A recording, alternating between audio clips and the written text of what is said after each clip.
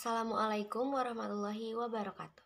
Perkenalkan, nama saya Anissa Amanah, nomor absen 4 dari kelas 12 MIPA 6. Di sini saya akan menjelaskan reaksi non-siklik dan siklik pada proses fotosintesis. Oke, untuk yang pertama yaitu ada reaksi non-siklik. Nah, sebelumnya kan teman-teman udah tahu ya, tempat terjadinya reaksi terang itu di dalam kloroplas ya. Lebih tepatnya di membran tilakoid.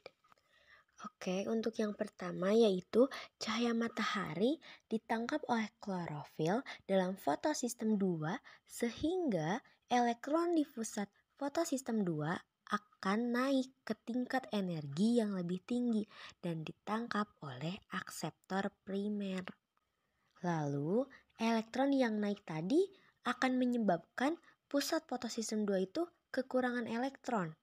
Nah, untuk mengisi kekosongan tersebut, suatu enzim akan memecah H2O menjadi 2 molekul H plus dan 1 molekul O-. Dan mendonorkan elektronnya ke pusat fotosistem 2. Lalu molekul O- yang tadi akan bersatu dan berubah membentuk oksigen.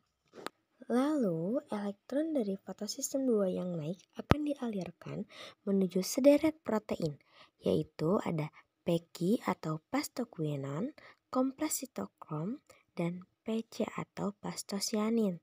Nah, ketika ditangkap oleh protein tadi, elektron akan melepaskan sebagian energinya untuk membentuk ATP. Di samping itu, elektron di fotosistem 1 juga tereksitasi ke tingkat yang lebih tinggi karena menangkap energi cahaya matahari. Nah, lalu elektron dari fotosistem 2 akan turun dari kompleks protein dan mengisi kekosongannya yang terjadi di fotosistem 1. Nah, sedangkan elektron di fotosistem 1 yang naik akan ditangkap oleh akseptor primer, lalu diteruskan ke FD atau ferredoxin yang menjadi perantara sebelum elektron tersebut menuju enzim NAD+ reduktase. Jadi kesimpulannya apa nih teman-teman dari reaksi non-siklik ini? Nah, kesimpulannya yaitu pada reaksi non-siklik kita menggunakan fotosistem 1 dengan 700 nanometer dan fotosistem 2 dengan 680 nanometer. Nah, hasil dari reaksi non-siklik ini yaitu ATP dan NADPH. Oke, selanjutnya kita beralih dari reaksi non-siklik ke reaksi siklik. Awalnya, proses siklik ini terjadi karena energi cahaya matahari itu ditangkap dan energi inilah yang menggerakkan elektron pada fotosistem 1 naik ke tingkat yang lebih tinggi. Selanjutnya, elektron yang naik tersebut akan ditangkap oleh akseptor primer, kemudian disalurkan menuju ferredoxin, kompleks sitokrom, dan pastosianin. Nah, saat bergerak dari ferredoxin tersebut, kemudian ke kompleks sitokrom dan ke plastosianin, elektron akan melepas energinya yang akan digunakan untuk membuat ATP. Jadi, pada proses reaksi siklik ini hanya menghasilkan ATP.